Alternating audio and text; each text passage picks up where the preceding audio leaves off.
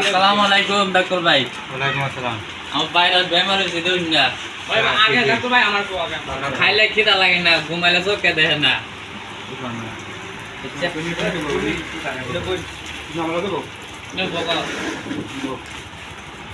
এটা কি করলে উপায় ভালো হইব, কিছু চেষ্টা করুন।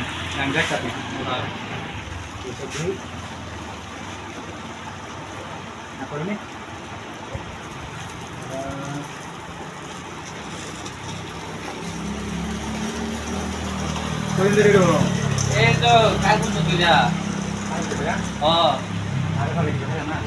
খানা খিদা লাগে না বলে, খাইলে খিদা লাগে না, আর ঘুমাইলে চোখে দেখে না। কি আবল তাবল পেতে পারে খালি।